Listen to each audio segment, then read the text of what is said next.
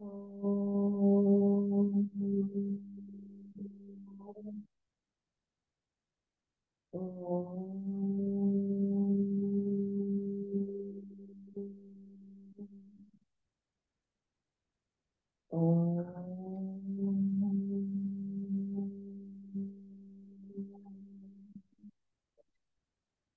ॐ सहनाववतु सहनौ भुनक्तु सह वीर्यं करवावहै तेजस्विनावधीतमस्तु मा विद्विषावहै। ॐ शान्ति शान्ति शान्तिः। ॐ गणानां त्वा गणपतिगं हवामहे कविं कवीनामुपमश्रवस्तमम् ज्येष्ठराजं ब्रह्मणां ब्रह्मणस्पत आनः शृण्वन्नोतिभिः सीदसादनम्। ॐ श्रीमहागणपतये नमः। सरस्वती नमस्तुभ्यं वरदे कामरूपिणि विद्यारम्भं करिष्यामि सिद्धिर्भवतु मे सदा। गुरुर्ब्रह्मा गुरुर्विष्णुः गुरुर्देवो महेश्वरः गुरुरेव परं ब्रह्म तस्मै श्रीगुरवे नमः। सदाशिवसमारम्भां शङ्कराचार्यमध्यमाम् अस्मदाचार्यपर्यन्तां वन्दे गुरुपरम्परां। श्रुतिस्मृतिपुराणानाम् आलयं करुणालयं नमामि भगवत्पाद शङ्करं लोकशङ्करं।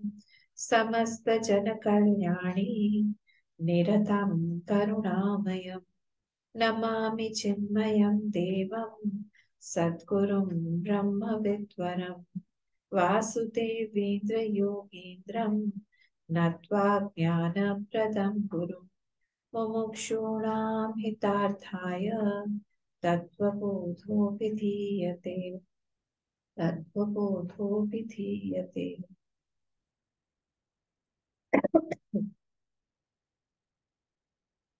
तो लास्ट टाइम जो हम लोग देख रहे थे उसको हम लोग थोड़ा सा एक बार आगे रिवीजन कर लेते हैं और फिर चलते हैं। हम लोगों ने देखा था कि हमारा जो सूक्ष्म शरीर है, जो causal body sorry subtle body है, वो 17 एलिमेंट से बना हुआ है। तो वो जो 17 एलिमेंट्स हैं वो कौन कौन से हैं? 5 हमारे ज्ञानेंद्रिय हुए, 5 हमारे कर्मेंद्रिय हुए, 5 हमारे प्राण हुए और मन और बुद्धि। ठीक है, ये 17 एलिमेंट से बना हो। तो मन और बुद्धि में ही चित्त और अहंकार भी आ जाता है। तो with all these 7 components it makes our subtle body. Subtle body is the one that travels, वो that is a traveler। हाँ, तो वो जीव के साथ में ट्रैवल करता है, वो और कॉजल बॉडी दोनों ही। कॉजल बॉडी पे हम आएंगे इसके बाद में। बट आज जो है, आज और कल में हमको एक बहुत इंटरेस्टिंग टॉपिक फिनिश करना है। वो है सेंस ऑर्गन्स ऑफ एक्शन और sense organs of perception. If you remember, then last time we had taken the topic of antahkarana chatushtaya. तो antahkarana chatushtaya, what does it consist of? Consist of mind, man, buddhi, chitta and ahankar. Mind, intellect, memory and ego. कोई आप लोग उससे मुझे बताइए, mind मतलब, मैं आपको ओपन म्यूट हटा रही हूँ, अनम्यूट करने में आप कर सकते हैं। बताइए माइंड मतलब क्या होता है? What is the difference between mind and intellect? What is the difference between mind and intellect? मैं क्योंकि जानना चाह रही हूँ कि समझ में आए कि नहीं, फिर हम आगे बढ़ेंगे। What is mind and what is intellect? Last time हमने डिटेल में इसको देखा था। एक एक हफ्ता पास हो गया है। I don't want you should forget it. कोई बता सकता है? नहीं तो फिर मुझे फिर से टॉपिक रिपीट करना पड़ेगा। थोड़ा सा एक लाइन हो तो भी चलेगा। What is mind?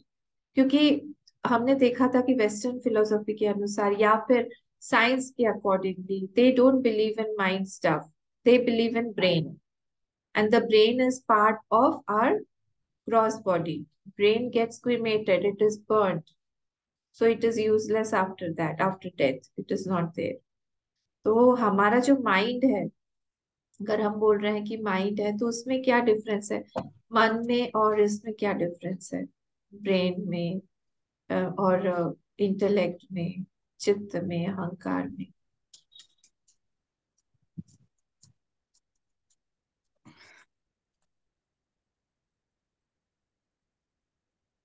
बताएगा कोई? माइंड डिसीजन देता है अपने को, बुद्धि माइंड बुद्धि ले जाती है माइंड तक सारे मैसेज। माइंड डिसीजन देता है कि ब्रेन, इंटेलेक्ट देता है? इंटेलेक्ट देता है, सॉरी। इंटेलेक्ट देता है डिसीजन, और माइंड क्या करता है? Very good. Mind, intellect decision देता है, वेरी गुड। बट माइंड उसको बोलता है कि you have to act towards it. It's it guides intellect. It guides intellect. और थोड़ा सा पॉलिश करिए उसको। कैसे गाइड करता है उसको? बोलता है कि आप ये भी कर सकते हैं, आप वो भी कर सकते हैं। Meaning what?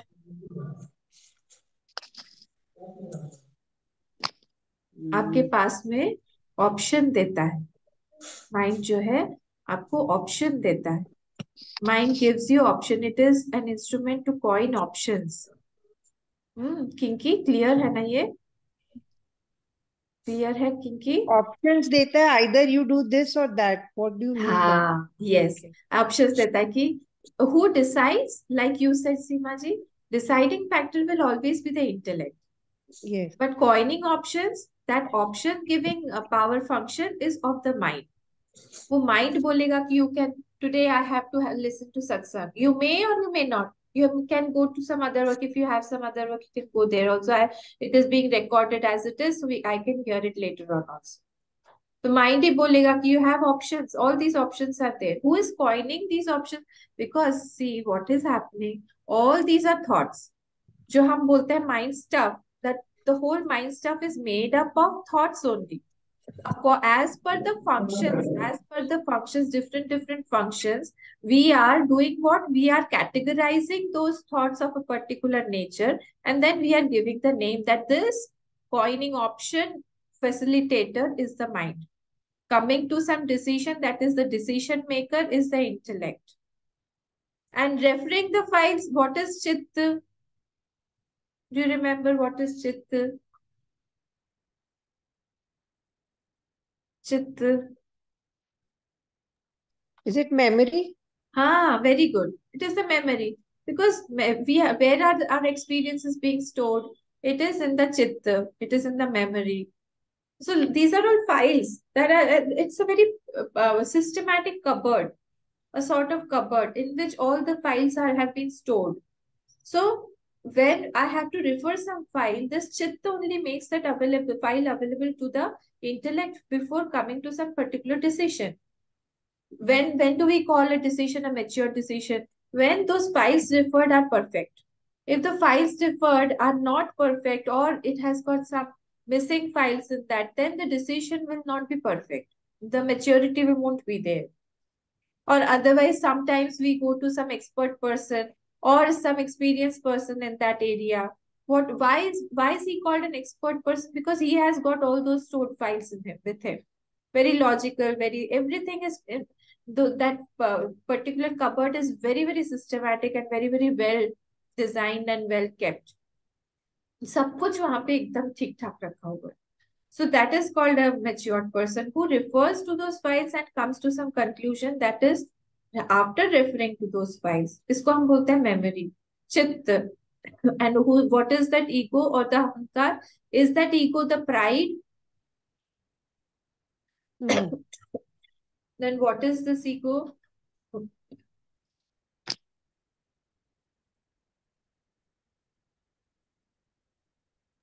I am Aji.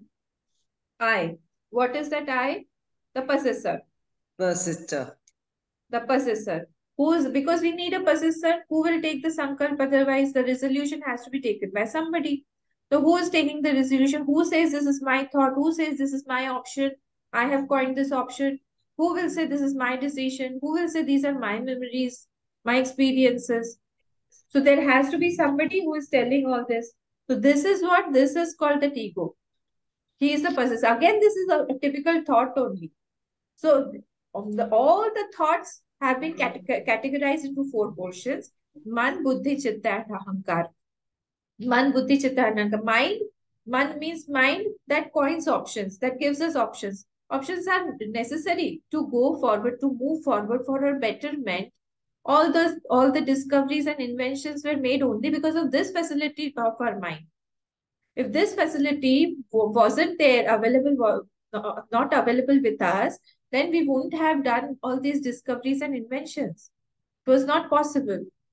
So this option, this coining option facility is called the mind. Then the next one is the intellect. It will refer first, before coming to any conclusion, it will go to its files, it will go to its memory lane, it will refer whether I should do it or not. In the past I had done the same mistake. What had I gone? What were the consequences? Should I go for this or not? If everything, if the chit allows me, then the then the intellect says, okay, you should do it. Come what may, you should take this challenge. You should go for the risk also. You should go for it. It will tell us. But if not, then it will alarm me. It will make me aware that beware, you don't go into this lane, because earlier it was a very hard time for you.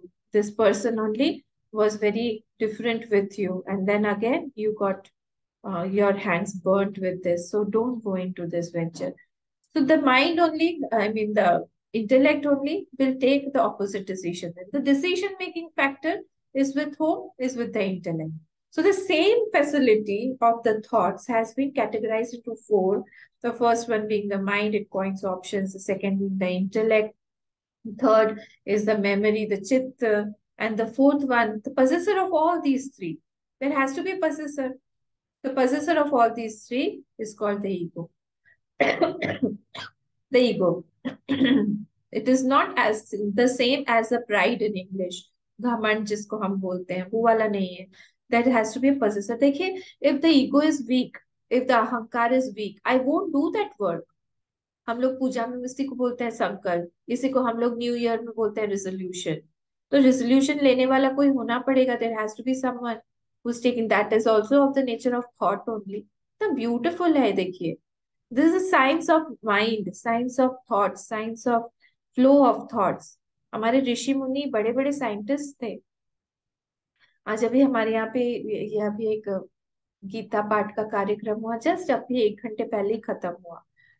तो किसी ने उनके husband के नाम से यहाँ पे पूजा और पाठ करवाया था. तो काफी लोग आए थे यहाँ पे, लंच वगैरह भी था. तो उसमें मैं ये गीता के बारे में बता रही थी कि गीता इज नॉट अ धर्म शास्त्र. एक्चुअली वो जीवन जीने की शैली है. वहां पे भगवान has given us principles of life. All these are small, small principles that if we imbibe in our lives will become very, very peaceful, very prosperous, very beautiful, and the relations also will prosper. So even these things, when we are categorizing the nature of the thoughts, that only 4 types of thoughts are there. Apart from these 4, there you won't find another 5th thought. And so the names have been given: Man, Buddhi, Chitta, and Ahankar. And we call the whole mind stuff as Antakaran Chatushtay. Okay, this was the thing that we discussed in our last class. I hope this is clear. Then we'll move forward. Then we also came into the This three. is not the ahankar that we talk about. No. So No, ahankar it's not the is pride. not pride. No, it is the possessor.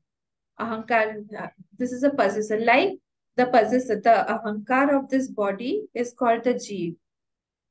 Jeev. Everywhere there, if something is jarred, if there is some inert thing, there has to be a possessor, a holder of anything. And that has to be Chetan. We'll come to that portion today only. So that is called the Devta aspect, and that has to be Chetan. So the holder, the ahankar of this body is that Chetan factor called Jeev. We'll come to it. So that is that ahankar. that I thought that you're talking about, Sadhana ji. That is that I thought, that ahankar. So aham, aham, aham, हम हिंदी में उसको हम बोलते हैं. That the same thing. Okay, so this was the thing about the mind stuff. Now we come to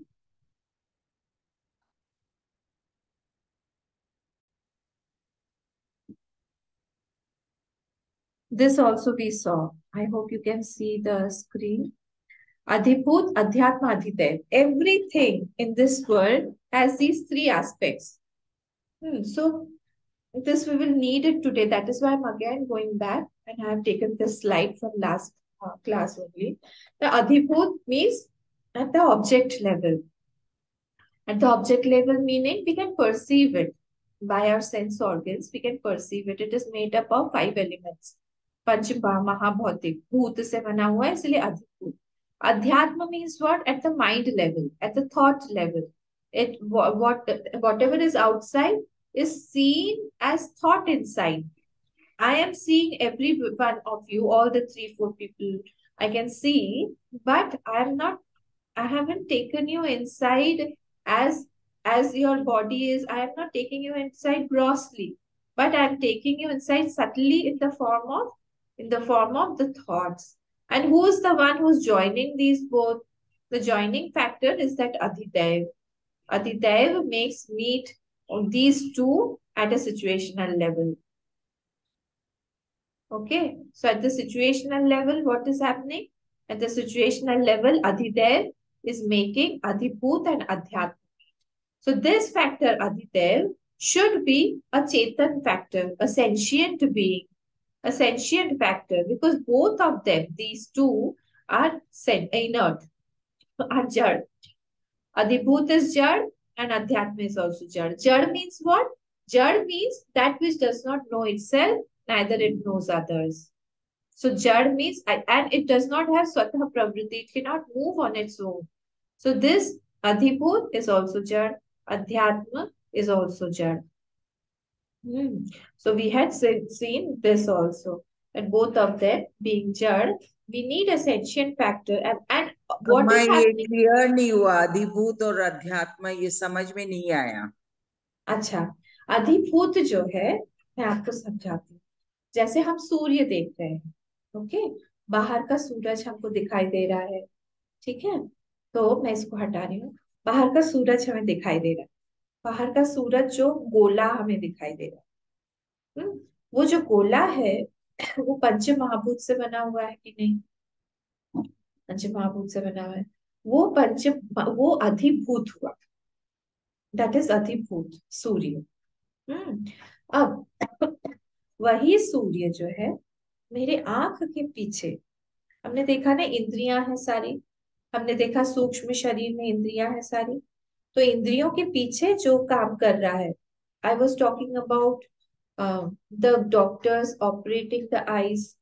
They operate on this golak, on the gross body, but they cannot operate on that indriya called the chakshur indriya, which is situated in the सूक्ष्म शरीर.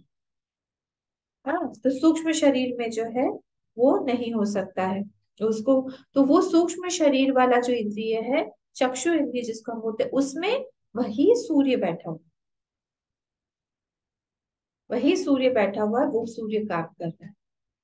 हाँ, तो वो अब दोनों को मिलाने, क्योंकि ये भी जो हमारा हमने देखा अपंचीकृत पंच महाभूत से बना हुआ है. अपंचीकृत पंच महाभूत से ही बना हुआ है हमारे इंद्रिय कर्म, जो हमारे पंचकर्म इंद्रिय है वो. तो वो जब ये बने हुए हैं इनसे, तो इसका मतलब क्या हुआ? इसका मतलब यही हुआ कि वो अपंचीकृत पंच महाभूत से बना हुआ है. अपंचीकृत पंच महाभूत मतलब जो हमको परसीव नहीं होता है, you can not perceive it at the level, at the sense organs level. तो इसी का इसका मतलब ये हुआ कि वो हम परसीव नहीं कर सकते, that is at the thought level. इन दोनों को मिलाने वाला कोई एक सेंशियंट बीइंग होना पड़ेगा. इन दोनों को मिलाने वाला कोई एक सेंशियंट बीइंग होना पड़ेगा, मतलब चेतन फैक्टर होना पड़ेगा. उसी को हम बोलते हैं अधिदैव, जो कि उस सूर्य को भी कंट्रोल कर रहा है और अंदर हमारे चक्षुर इंद्रियों को भी कंट्रोल कर रहा है, दोनों को वो कंट्रोल कर रहा है। तो जब दोनों को कंट्रोल कर रहा है, उसी का नाम हमने दिया सूर्य भगवान, जो कि कर्ण के पिता थे, जो कुंती के सामने आए थे, जो हनुमान जी के गुरु हैं। मैं जब आपके घर पे आई थी साधना जी, यही चीज मैंने आपको समझाई थी कि हम अर्घ्य किसको देते हैं। अर्घ्य जब हम लोग देते हैं, तो we are actually not giving the water to that sun that is visible. We are offering water because in front of that huge sun, what is the small lota, what is the small quantity of water? एक निमेश भी नहीं लगेगा उसको भस्म होने। But we are offering that water to that Lord Sun, who is the Adi Dev, the who is the possessor of that Golak called Sun, and Chakshur Indriya called eyes here in our body. And when both of them meet at the object level, then I am able to perceive anything. अगर जब तक ये दोनों मिलेंगे नहीं किसी object के पर, मतलब जब तक वो सूर्य, बाहर का सूर्य, सपोज ये फ्लावर आपको दिखाई दे रहा है स्क्रीन पे, ये वाला फ्लावर डार्क में अगर रखा हो तो मुझे दिखाई देगा क्या? नहीं दिखाई देगा। So that sun, the sun rays has to bathe the whole flower or the flower vase in such a way that my eyes can also see. So मेरे अंदर से जो चक्षुर इंद्रिय में जो सन है, that is again connecting to the surya that is that has already bathed the whole flower vase with the flower, and then I can perceive. तो दोनों मीट कहाँ कर रहे हैं? कौन मीट करवा रहा है at the situational level? That सूर्य देवता. It has to be sentient. तो that sentient factor is the अधिदैव. हर एक चीज में ऐसा ही है। अब नेक्स्ट वाला एग्जांपल मैं लेती हूँ मून का। तो माइंड जो है हमारा, वो मन प्रधान, चंद्र प्रधान। तो माइंड में हमारे जो है अध्यात्म लेवल पर वो चंद्र है, माइंड को एक्टिवेट करता है। बाहर में जो हमको चंद्र रात में दिखाई देता है, वो कौन है? वो अधिभूत है। और हमारे मन में कौन है? अधिदैव चंद्र। इन दोनों को मिलाने वाला कौन होगा? वही चंद्र देवता जिसको दक्ष ने श्राप दिया, वो होगा जिसने भगवान शिव की आराधना की थी सोमनाथ, जो रोहिणी इत्यादि 27 नक्षत्रों का पति है। वो चंद्र देवता। तो वो Chandra devata has to be sentient. That is the devata concept. द्योतनातिथि देवः, जो प्रकाशित करे, जो इल्यूमिनेटिंग फैक्टर है, उसको बोलते हैं हम देव। तो इट है because both the things, the two things, adhibhuta and the adhyatmik are jad, inert. और इनर्ट की डेफिनेशन ही ये है, it does not know itself, it does not know others, it can not move on its own. ये तीन याद रखिएगा। जड़ मतलब ही क्या है? मैंने एक पत्थर रख दिया तो पत्थर जो है वैसा का वैसा रहेगा। It can not know itself, it can not know others, and it can not move. अगर वो घूमने लगा, मूव करने लगा, तो हमको थोड़ा संशय हो जाएगा, क्या हो गया भाई, कैसे घूम रहा है, डाउट होगा। इसका मतलब है जड़, अगर दो जड़ मिलके हमको नॉलेज दे रहे हैं, that means there has to be some sentient factor. वो sentient factor what is it? It is called devata, and it makes adhibhuta and adhyatma meet at the situational level. सब चीजों के पीछे ऐसे ही देवता बैठे। और ये कंसेप्ट ही हमारे ऋषि मुनियों ने हमारी संस्कृति में ऐसा डाला कि हम सब चीजों की पूजा करने लगे। कोई भी चीज पैर से छू जाती है तो हम पूजा उसको उठा के सिर पे लगाते हैं। हमारा पेन गिर जाता है, हमको लगता है सरस्वती माँ नाराज ना हो जाए। हम लोग हर चीज को, इवन जूता चप्पल को, हम लोग को ठीक ठाक ढंग से रखने के लिए बोला जाता है। हमारे पास में कोई भी नया कपड़ा आता है, हम लोग पहले जाके भगवान के पास में जाके उसको छुआते हैं, उनको धन्यवाद बोलते हैं। हर एक चीज में ये चीज है। इसी एस्पेक्ट को ही हमारे, क्योंकि हमारा सारा बचपन से ही सब कुछ इतना सनातन धर्म के हिसाब से सब कुछ है, घर घर में तो ये सारी चीजें चली आ रही हैं। इवन हम लोग जो पैर का पापोच होता है, फुट मैट होता है, उसको भी हम पैर से नहीं खिसकाते हैं, उसका भी एक देवता होता है। कभी भी आप करके देखिए इस चीज को, जिस जब भी किसी चीज को आपने ऐसे ही फेंक दिया या फिर उसकी तरफ ध्यान नहीं दिया, वही देवता आके आपको बाद में परेशान करेगा, वो चीज मिलती ही नहीं। एक जोड़ा मिलेगा, दूसरा नहीं मिलेगा, सब मतलब है वो देवता नाराज हो गया है, कहीं ना कहीं हमने उसको नेग्लेक्ट किया है। तो इसीलिए हर एक चीज के पीछे एक देवता है। और इसी को ही आप देख लीजिए, जब बोलते हैं सहस्त्र शीर्षा पुरुषा सहस्राक्ष सहस्त्रपाद, जो हम लोग पुरुष सूक्त पढ़ते हैं, उसमें हर एक चीज में बोला है कि भगवान के कौन से पार्ट में कौन सा है, क्या चीज है। तो बड़ा साइंटिफिक है सब कुछ, बड़ा लॉजिकल है सब कुछ। अब हमको बस उन थॉट्स को जब हम जोड़ लेते हैं, तो हमको क्लैरिटी आ जाती है कि अच्छा ये बोलना चाह रहे हैं, ओहो अच्छा ये बात है, ये तो मुझे समझ में नहीं आ रहा था। तब जाके हम क्यों करते हैं, उस चीज के पीछे क्या है, उसका रीजन हमें क्लियर हो जाता है। इसीलिए मैं चाह रही थी कि ज्यादा से ज्यादा लोग इस चीज को जाने पढ़ें, क्योंकि ये चीज हमारे जीवन की शैली में आना चाहिए। चीज है ऑलरेडी, पर हम क्यों करते हैं उस चीज को हमें पता नहीं। कोई भी चीज को हम लोग ऐसे ही डिस्कार्ड नहीं कर देते। अन्न को कितना हम रेस्पेक्ट देते हैं। कोई भी चीज अगर बच भी जाता है, हम ऐसे ही डस्टबिन में थ्रो नहीं कर देते हैं, या तो किसी जानवर को खिलाते हैं या फिर चिड़िया के लिए डाल देते हैं। उसको या तो कहीं पे किसी गरीब को दे देते हैं। तो देखते हैं ताकि वो ठीक ठीक जगह पे अपना जाए। कंसेप्ट यही है, हमारे माइंड में बैठा हुआ है कि हर एक के पीछे उसका एक देवता है। कपड़े का देवता है, चश्मे का देवता है, सब चीज का देवता है। जो जो देवता होल्ड कर रहा है उस चीज को, because inert can not hold itself, there has to be someone sentient who is holding the inert, क्योंकि otherwise the inert will dissipate, वो चला जाए, डिसइंटीग्रेट, वो रहेगा ही नहीं। if it has been if it has been tucked together, there must be some power that is possessing it. Simple यही है reason. तो इसलिए ये अधिभूत अध्यात्म को जो दो मिलाने वाला, मतलब बाहर के और मन के फैक्टर को जो मिलाने वाला है, वो अधिदेवता ही है। और इसी तीनों के साथ में ही हमको ज्ञान होता है किसी भी चीज, क्योंकि बाहर में एक चीज है, अंदर में चीज है। मैं आपको देख रही हूँ ना, मैं आपको देख रही हूँ, किस रूप में देख रही हूँ, मैं थॉट्स रूप में देख रही हूँ। आप मैं आपको किस रूप में देख रहा हूँ, आपको ये, जैसे आपको पता होगा कि नहीं मुझे नहीं मालूम, कि को शायद पता होगा, जब हम कंप्यूटर पे एंट्री करते हैं सब कुछ, तो कंप्यूटर का लैंग्वेज अलग है। उसका बाइनरी कोड जो होता है 1010 से ही होता है, वो वही लैंग्वेज समझता है। हम चाहे कुछ भी लिख रहे हो यहाँ पे, वो अपना उस चीज को फॉर्मेट करेगा, पहले 1010 में ही कर लेगा, और फिर ही वो उस चीज को समझेगा कि हम क्या बोलना चाह रहे हैं। इतना फास्ट होता है, हमें समझ में नहीं आता। सेम थिंग जो है applies to our mind also. उसको बाहर की चीजें सब कुछ नहीं दिखाई दे रही, वो क्या कर रहा है, everything is converted into thought, everything is converted to thought.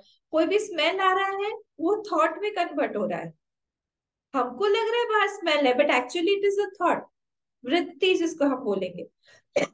मैंने टच किया किसी चीज को, टच करने के बाद मुझे लगा कि ये तो बहुत गर्म है या ठंडा है या बहुत सॉफ्ट है, हार्ड है, वो कन्वर्ट हो रहा है फट से, इतने फास्ट थॉट रूप में कन्वर्ट हो रहा है। मैं कुछ सुन रही हूँ, वर्ड्स नहीं जा रहे हैं अंदर, वर्ड्स कैसे घुसेंगे अंदर, वो तो थॉट्स, जो इंद्रिय जो है श्रोत्र इंद्रिय, इसका काम ही यही है कि it will convert those words into thoughts. देखिए क्या परफेक्ट सिस्टम है। Who is making them convert, that देवता। जो मैं शेप देख रही हूँ, सारे फॉर्म्स देख रही हूँ, सारे आंखों से, सारे के सारे कन्वर्ट हो रहे हैं in the form of thoughts. Who is making that convert, that देवता। टेस्ट ले रही हूँ, वो भी टेस्ट भी मुझे अच्छा लग रहा है, कुछ नहीं लग रहा है, कुछ सब थॉट्स में पहले परिणत होते हैं, and then I come to know about it. देखिए कितना सिस्टमैटिक सिस्टम है, और कितना लॉजिकल है सारा कुछ, और कितना हाई क्लास है। तो वो देवता जो का जो अगर कंसेप्ट आप बीच में से हटा देंगे, अगर वो जीव नहीं रहा, जीव इज मेकिंग ऑल द देवता sit in their own places, वो अगर नहीं रहा, जिस जब डेथ हो जाती है, तब वो ये यही होता है, जीव का शरीर विच्छेद हो गया, ग्रॉस बॉडी से सटल बॉडी अलग हो गया। तो इसलिए इस ग्रॉस बॉडी में फिर कोई सेंशियस ही नहीं रहती, उसको कोई सेंस ही नहीं रहता, उसको कोई नॉलेज ही नहीं होता है बॉडी को। सूक्ष्म शरीर में हो रहा है क्योंकि वहां पे बैठे हुए हैं, इसलिए उसको फील होता है। इसलिए हम लोग मनाते हैं ना, 13 ही तक हम बोलते हैं, आसपास ही है जीवात्मा। तो इसीलिए हम लोग सारी चीजें नियम का पालन करते हैं। वो आसपास ही देख रहा है, वो घूम रहा है, फिर बाद में वो फिर से अपनी गति में चला जाता है जहां पे भी जाना है। खैर, टॉपिक अलग हो जाएगा। तो ये मैं बोल रही थी, तो देवता है वो अधिभूत और अध्यात्म को मिला के हमको एक्सपीरियंस देता है, बस इस बात को याद रखिए। समझ में आया साधना जी, किंकी, सीमा जी? No, नहीं, it's clear, मामा। ठीक है। मतलब बेसिकली मतलब ये आर्बिट्रेटर है, मतलब it is this is the holder of connector between the two. हाँ, connector between the two. If it does not connect then there then won't be any nothing takes knowledge. Place. हाँ, तो knowledge के लिए इन दोनों का connection जरूरी है। जरूरी है। हाँ, and who is the connector? That has to be sentient, some devatas. Sensual। हाँ, ठीक है वो सीमा जी।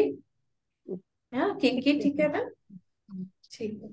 तो ये था हमारा। अब आगे हम लोग जो पढ़ते हैं, इसमें हमारा था,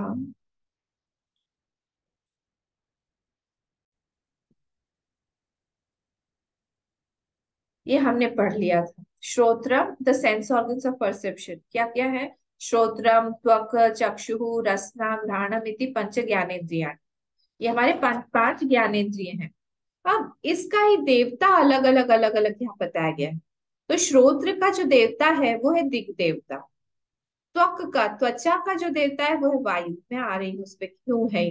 चक्षु सूर्य, रसना का वरुण, घ्राणम स्मेल का अश्विनौ। अश्विनौ मतलब दो देवता है, अश्विनी कुमार जो दो देवता है, इति। अब ज्ञानेन्द्रिय देवता श्रोत्रस्य, ये सारे ज्ञानेन्द्रिय देवता है। अब यहां से फिर आया श्रोत्रस्य विषय, श्रोत्र ग्रहणम। अब श्रोत्रस्य विषय, श्रोत शब्द ग्रहणम। इनका विषय भी कुछ होना चाहिए, नहीं तो दो चीजें मिलाएंगे कैसे? तो श्रोत्र से विषय, विषय मतलब अधिभूत हुआ शब्द। श्रोत्र का जो हमारी ईयर्स हैं, उसका अधिभूत क्या हुआ? शब्द। त्वचा का अधिभूत क्या हुआ? स्पर्श। चक्षु का, आंख का विषय क्या हुआ? रूप। ये सब अधिभूत है, ये पूरा नीचे लास्ट पैराग्राफ अधिभूत है। रसनायाम विषय रस ग्रहणम, टेस्ट। घ्राण से विषय गंध ग्रहणम। अब इसको और इसको, ये हमारी पंच ज्ञानेंद्रियां हमारे शरीर में बैठे हुए हैं, ये अध्यात्म है, फर्स्ट पैराग्राफ। इन दोनों को मिलाने वाला ये देवता है, बैठा हुआ है। अब हम लोग देखते हैं कि कैसे। ध्यान दीजिएगा आप लोग। तो श्रोत्रस्य दिग देवता। अब आप देखिए, जो हम लोग जब बोलते हैं, मैं इसको फिर से थोड़ा सा बंद कर देती हूँ। हम लोग जब न्याय, देखिए हमारे पास में 9 फिलोसफीज है।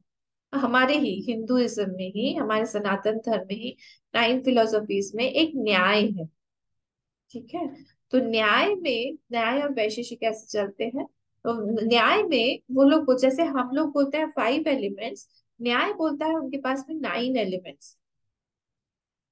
और 9 एलिमेंट्स में एक जो देवता है वो है दिक, दिशा। 5 हमारे हो गए, पृथ्वी, जल, अग्नि, वायु और आकाश। उसके बावजूद उनके पास में और 4 हैं। 4 में क्या आता है? मन, दिशा, आत्मा, और एक और भी है कुछ तो भी।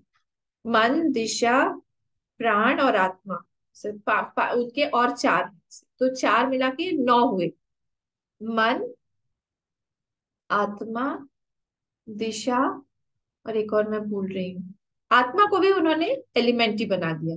तो इस तरह से दिशा जो है उनका एक एलिमेंट है। जैसे हमारे एलिमेंट 5 ही है, तो न्याय फिलोसफी के अनुसार वो लोग बोलते हैं कि ये जो दिशा है वो भी एलिमेंट है।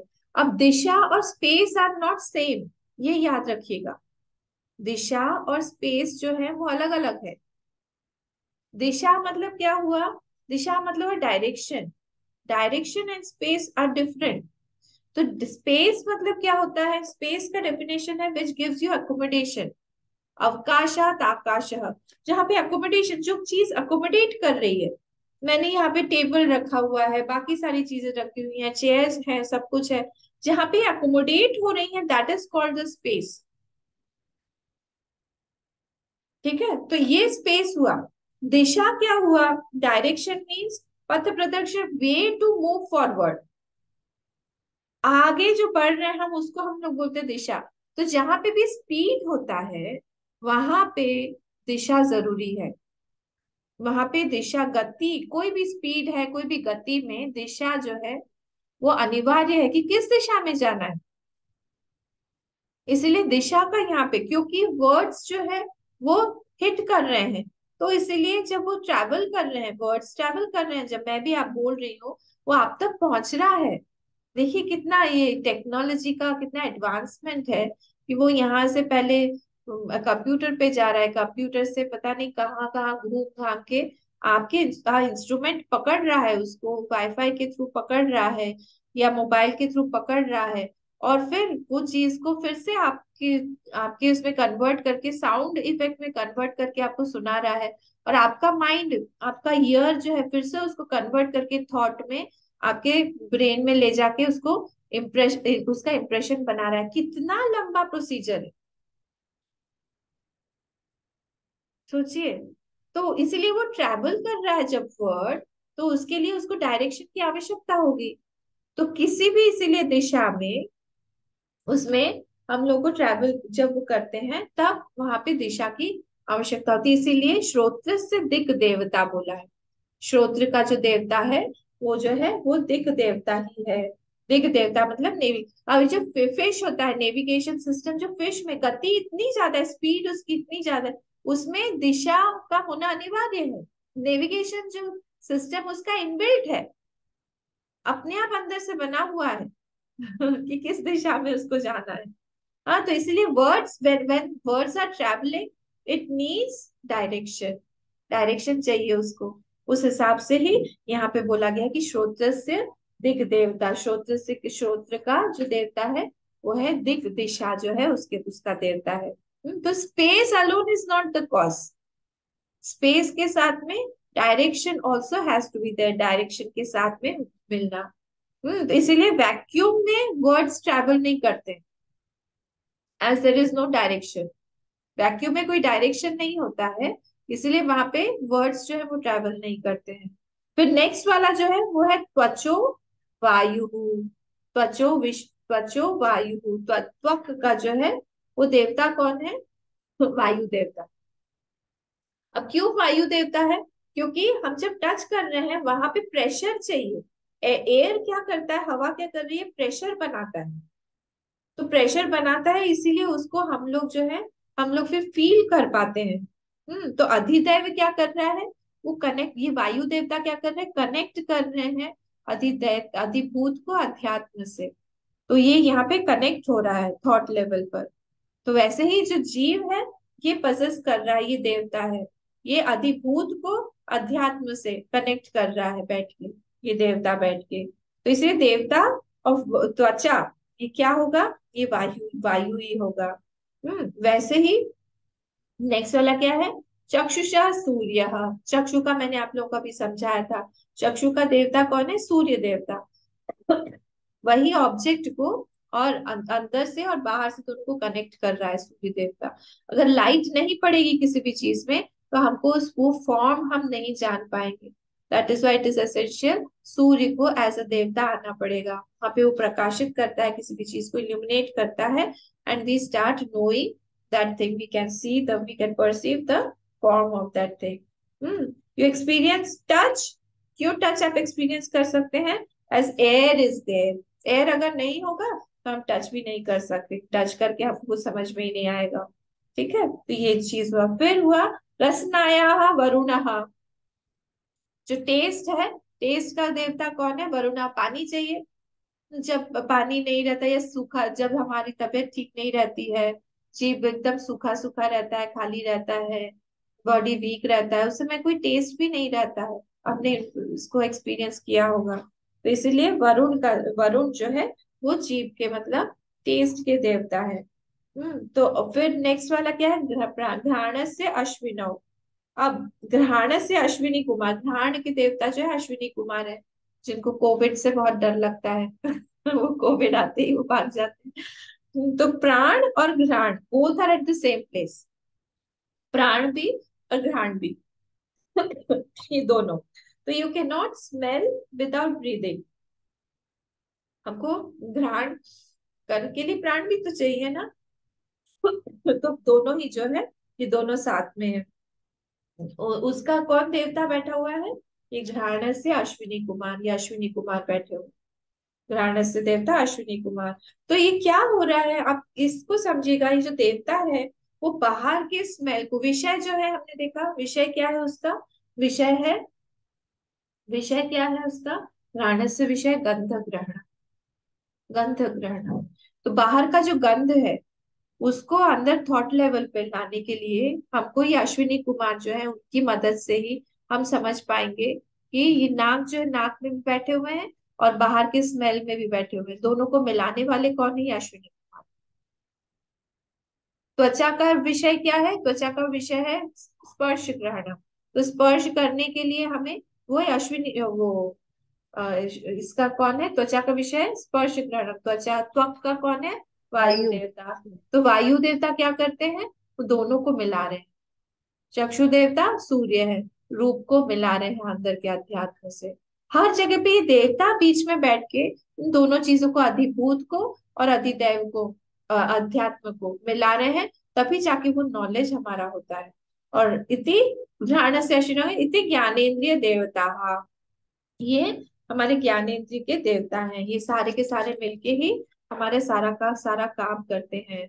हाँ देखिए वराह अवतार में भगवान जो आए, वराह अवतार हुआ था ना भगवान का, वो अगर आपने भागवत पढ़ी होगी तो ब्रह्मा जी के नॉस्ट्रल से आए, नॉस्ट्रल से आए, नेजल जो छेद होता है उसमें से आए। वो क्या डिपिक्ट करना चाह रहे थे, क्योंकि वराह अवतार जो है वो पिग के रूप में होता है, वो पृथ्वी जो होती है उसको हमेशा अपने थूथन से खोदता रहता है, आपने देखा होगा खोदता रहता है, खोदता रहता है। तो पृथ्वी के साथ में इसीलिए बोलते हैं वराह के भगवान के पत्नी जो है वो भूदेवी है, आपने सुना होगा ये भी। वराह अवतार में भगवान की जो पत्नी है उन्हीं को उन्होंने भूदेवी को लिफ्ट किया था ना अपने भूतन पे, स्नाउट पे, तो उन्होंने लिफ्ट करके ऊपर लेके आए थे। तो वो हमेशा अपने पास में रख, क्योंकि वो पृथ्वी जो है उसका उसका गुण गंध है, पृथ्वी का गुण गंध है, शब्द स्पर्श रूप रस गंध, पांच क्वालिटीज हैं। शब्द जो है श्रोत्र का है, मतलब स्पेस का हुआ क्वालिटी, ध्यान दीजिए स्पेस, सबसे जो पहला वाला है स्पेस, फिर है वायु, फिर है अग्नि, फिर है जल, फिर है पृथ्वी। तो सबसे स्पेस जो है उसका गुण हुआ शब्द, फिर वायु का हुआ स्पर्श, यहाँ पे हम लोग जो देख रहे हैं वायु, स्पर्श के लिए हमको वायु चाहिए, वायु देवता स्पर्श। रूप किसका है, अग्नि का, आंख के पीछे जो सूर्य देवता है, अग्नि आंख का, तो सूर्य देवता बैठे हुए। रस, रस किसका है, टंक का, वरुण। हाँ तो मतलब हुआ जल का, जल का जो तत्व मतलब गुण है रस है। आखिरी में इसका पृथ्वी का गुण क्या है, वो है अ, घ्राण, मतलब शब्द से रूप रस गंध, गंध। तो गंध जो है वो पृथ्वी एलिमेंट का गुण। तो ऐसे पांचों गुण पांचों के पांचों एलिमेंट्स में बटे हुए हैं। तो जैसे ही आपको क्लिक होना चाहिए फर्क, जैसे ही मैंने बोला कि अग्नि का क्या है, अग्नि का गुण जो है वो रूप है, याद हो जाएगा बार बार, ज्यादा मुश्किल नहीं है। अग्नि का रूप, अग्नि का गुण क्या है, रूप है। पृथ्वी का गुण क्या है, गंध है। स्पेस का गुण क्या है, आकाश का शब्द है। वायु का क्या है, स्पर्श है। ऐसे क्लिक क्लिक होता जाएगा, फट फट फट फट, पांच इधर गुण हुए, पांच उधर एलिमेंट्स हुए, तो हर एक का एक एक गुण हुआ। तो उन दोनों को मिलाने वाला कौन होगा, यही होंगे। इसलिए वराह अवतार में जो है भगवान के नासिका से आए थे, यही कारण था वराह अवतार का, क्योंकि नोज जो है वो अध्यात्म है और पृथ्वी अधिभूत है, इन दोनों को मिलाने वाले वही वराह अवतारी हैं। ठीक है, तो ये हुआ हमारा। तो every power belongs to someone conscious. Power जो है वो इनर्ट है, it has to be possessed by someone conscious. तो ये वही देवता का कंसेप्ट है। Without devata you can't have existence of anything. किसी भी चीज का एग्जिस्टेंस हो ही नहीं पाएगा। तो अगर कोई चीज एग्जिस्टेंस हो रही है तो वो देवता के कारण ही है। उसी को हम बोलते हैं ईश्वरांश। उसी को बोलते हैं ईश्वरांश। ईश्वर का ही वहां पे अंश है। कोई ना कोई ईश्वर का अंश वहां पे आके बैठा है, नॉट जडांश। जडांश कहाँ पे है? अधिभूत में है और अध्यात्म में है। वहां पे जड़ है, क्योंकि पंच भौतिक है और या तो पंचीकृत या फिर अपंचीकृत पंचभूत से बना हुआ है। पर देवता तत्व जो आएगा अम्मा वो ये नहीं समझ में आया, लास्ट 2 लाइन्स।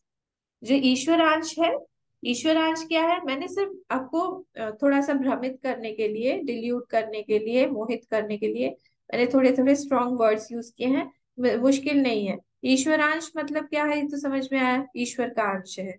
जडांश मतलब क्या है? जड़ है, दैट इज इनर्ट। तो जो अधिभूत और अध्यात्म है ये जडांश है, इनर्ट है। क्यों? क्योंकि अधिभूत जो बना हुआ है वो पंच भौतिक है और अध्यात्म जो बना हुआ है वो भी पंच भौतिक है। हमारे थॉट्स, हमारी इंद्रियां, सारे के सारे जो भी है वो सब जडांश है। क्यों? क्योंकि वो पंचीकृत पंच महाभूत से बने हुए हैं। और बाहर का जितना भी कुछ दिखाई दे रहा है वो सब पंच भौतिक चीजों से बना हुआ है, पंचीकृत पंच महाभौतिक चीजों से बना हुआ है। जैसे इन दोनों ही जड़ है, उन दोनों को जड़ को मिलाने वाला कोई ईश्वरांश ही होना पड़ेगा, चेतन अंश होना पड़ेगा, जो कि मिलाए दोनों को, सेंशियंट होना पड़ेगा। वो दोनों को मिला के हम लोग को ये ज्ञान देता है। One who facilitates the meeting of two should be in both of them. दोनों जगह पे ही है। तो अंदर में भी है हमारे, बाहर सूर्य के प्रकाश में भी है। वो सूर्य, वो देवता होना पड़ेगा जो कि परवेडिंग है ज्यादा। जैसे मैंने आपको बोला ना, ये फ्लावर अगर मुझे दिखाई दे रहा है तो that sun sun should have bathed it completely, enveloped the whole thing completely। उसी के बाद में मेरे अंदर में भी सूर्य होना पड़ेगा अध्यात्म रूप से। तो वो सूर्य इस सूर्य से बाहर मिलेगा। There has to be some common platform. Now suppose we are talking, if we do not have a proper or common platform we cannot talk। तो anything, any meeting, any relationship needs something in common। वो common क्या है? यही देवता। ये देवता बाहर भी बैठ जाता है, अंदर भी बैठ जाता है, that is a common thing.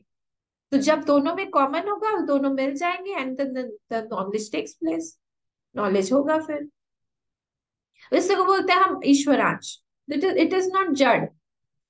Ishwar has to B चेतन। तो वो ईश्वर का ही अंश होके वहां पे वो देवता रूप में बैठा हुआ है और वो क्या कर रहा है? ये सब नॉलेजेस को हमारे काम करवा रहा है, हमारा सारी सारी की सारी चीज। तो ये सारे मैंने देवता बताए। अब हम लोग, ये क्लियर हुआ? अब हम लोग चलते हैं नेक्स्ट वाला जो हमारा टॉपिक है, वो है sense organs of action. Sense organs of action. तो अब हमको पता है सेंस ऑर्गन्स ऑफ एक्शन भी जो है वो भी हमारा, वो भी 5 है। पढ़ लेते हैं हम लोग। क्या क्या है? वाक, पाणी, पाद, पायु, उपस्थानी इति पंच कर्मेंद्रियाणि। वाक स्पीच, पाणी हाथ, पाद पैर, पायु पेनस, उपस्थानी, उपस्थानी मतलब जेनिटल्स, इति पंच कर्मेंद्रियाणि, ये 5 हमारे कर्मेंद्रिय हैं जिससे हम कर्म करते हैं अलग अलग। वाह, अब फिर से ये वाला जो पोर्शन है यहाँ तक, इति तक, ये सारे, ये सॉरी देवता तक, ये वाचो देवता वन्नी से ये देवता तक, ये पूरा अधिदैव है, ये अधिभूत है, सॉरी अध्यात्म है। ये हमारे मन में अंदर बैठा हुआ है ना कर्मेंद्रियाणी के रूप में, तो इसलिए ये अध्यात्म हो गया। ये देवता का एस्पेक्ट हो गया यहाँ तक। और यहाँ से लेके अधिभूत हो गया विषय, बाहर क्या करता है। अब हम देखते हैं। तो वाक, पाणी, पाद, पायु, उपस्थानी, तो ये 5 कर्मेंद्रिय हो गए। वाचो देवता वन्नी, वाक का देवता है वन्नी, बोलते हैं ना फायरी स्पीच। हाँ, उसके पीछे देवता बैठा हुआ है अग्नि। हस्तयोः इंद्रः, हाथ के देवता कौन है? इंद्र। पादयोः विष्णु, पाद के देवता, ये पादयोर विष्णु लिखा है ना, ये यहाँ पे विसर्ग है, वो रेफ हो गया है, ससुचुषोरु, ये संधि है यहाँ पे। तो पादयोः विष्णु, मैं ब्रेक कर करके बोल रही हूँ। पाद का मतलब फीट का देवता है विष्णु। पायो मृत्यु, पायु, पायु का एनस का देवता मृत्यु है, या उसको हम यमराज भी बोलते हैं। उपस्थस्य प्रजापति ही, उपस्थस्य जेनिटल्स का प्रजापति है देवता। इति कर्मेंद्रिय देवता, ये सारे कर्मेंद्रिय के देवता है। अब इसमें ये अधिभूत कौन कौन है, मतलब इससे क्या काम होता है बाहर, क्या विषय है इसके? वाचो विषय भाषणम, स्पीच। वाचो विषय भाषणम, ये क्या कर रहा है? अधिभूत रूप से भाषण, मतलब वर्ड्स जो बोल रहा है उसके पीछे वाच है, वाक जो कर्मेंद्रिय है।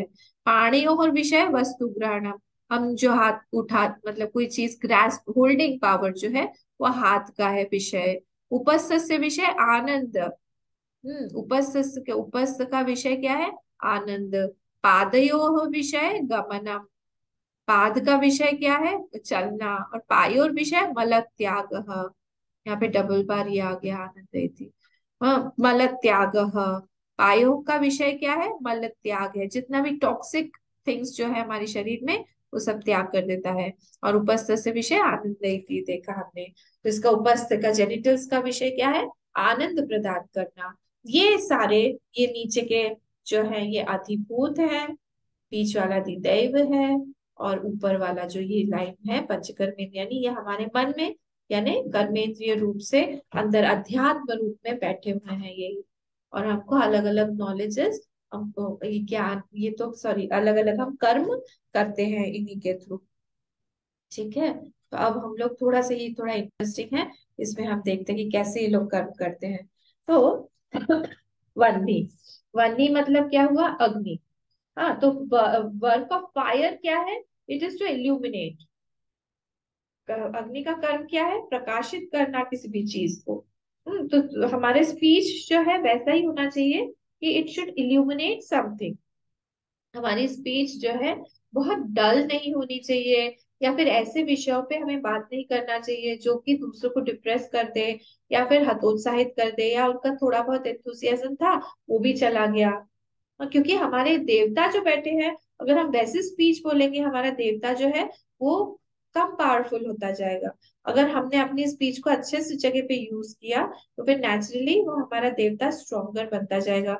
इसीलिए आपको पता होगा पहले वाले जमाने में लोग बोलते थे कि हमारा शब्द जो है, हमने एक बार बोल दिया तो बोल दिया, हम उसको पालन करेंगे। तो वो कर करके उनका वो देवता बहुत स्ट्रांग हो जाता था, उनमें वाक सिद्धि आने लगती थी। This is nothing as but vak सिद्धि।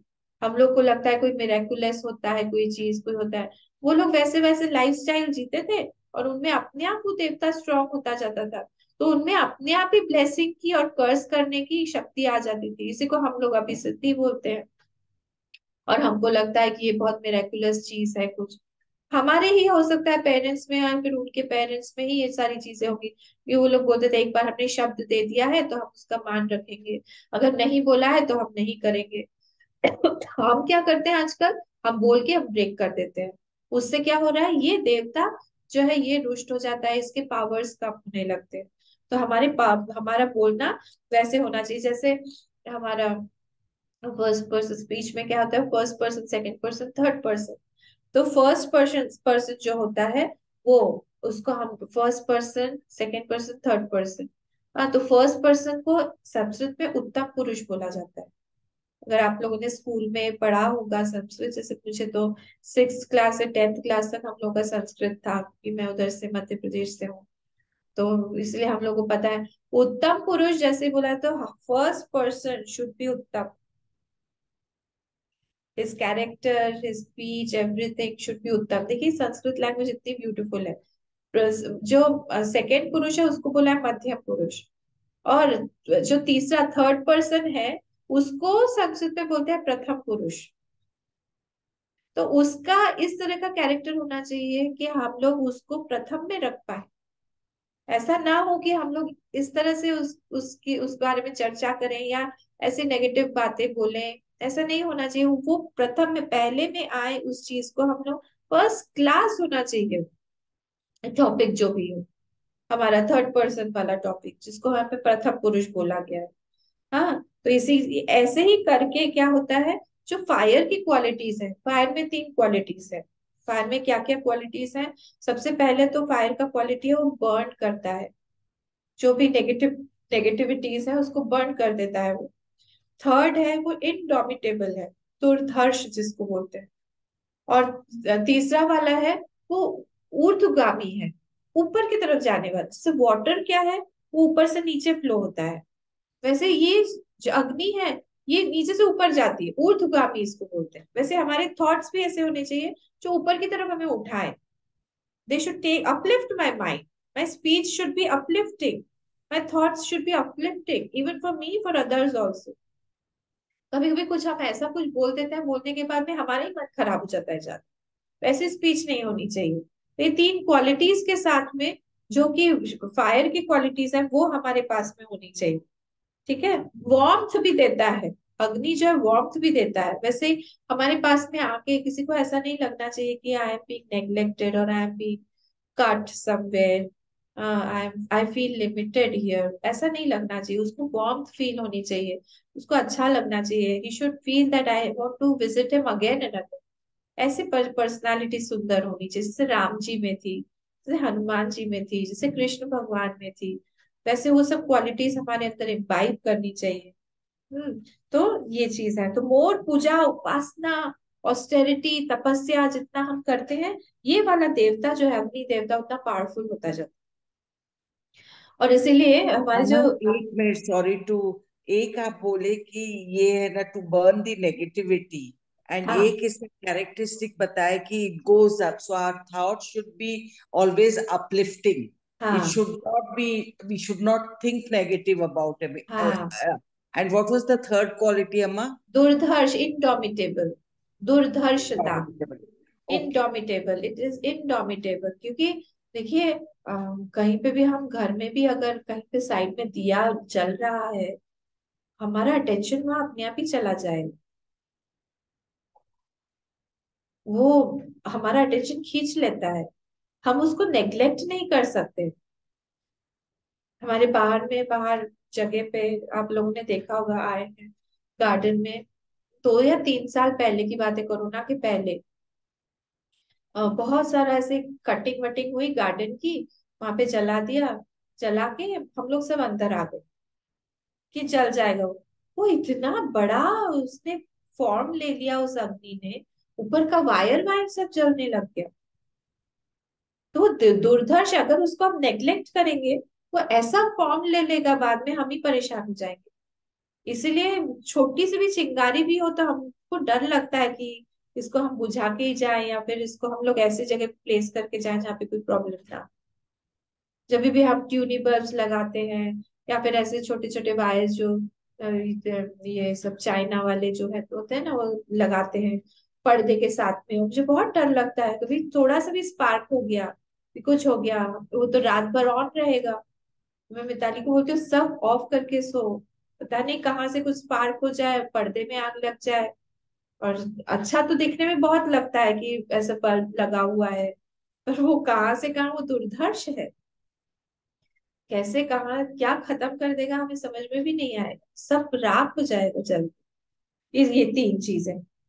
तो इसलिए जितना ज्यादा हम लोग ये करेंगे, उपासना करेंगे, उतना ज्यादा हमारा बढ़ता रहेगा। तो जो स्पीच है ना हमारी, 3 तरह की होती है। एक तो हम जिसको बोलते हैं वितंडा, एक होता है संवाद, और एक होता है जल्प।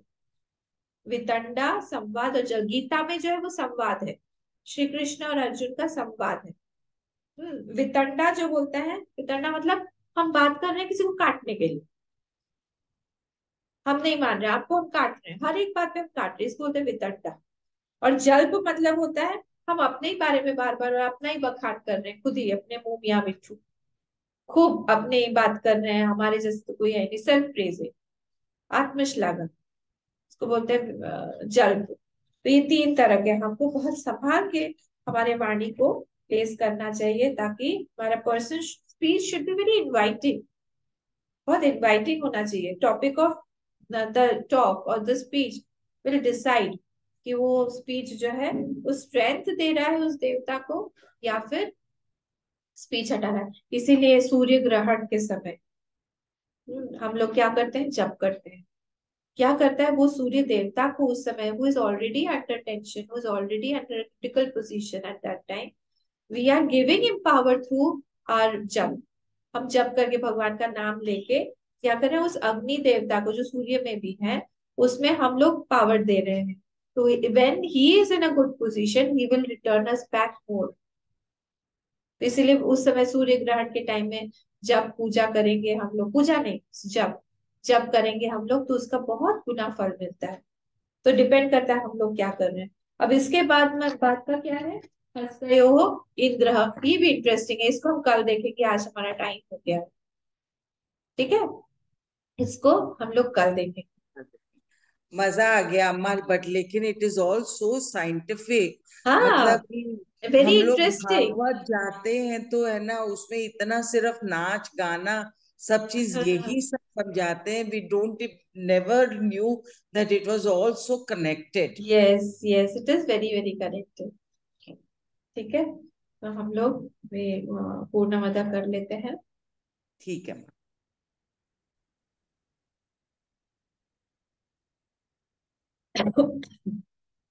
ॐ पूर्णमदः पूर्णमिदं पूर्णात् पूर्णमुदच्यते पूर्णस्य पूर्णमादाय पूर्णमेवावशिष्यते। ॐ शान्ति शान्ति शान्तिः। हरिः ओम, श्री गुरुभ्यो नमः। हरिः ओम। कल हम लोग मिलेंगे 4 बजे के टाइम पर ही। हाँ, लोग आ जाए। Thank you, Amma, for the very good session. Oh welcome, thank you amma, welcome thank you amma. Welcome welcome.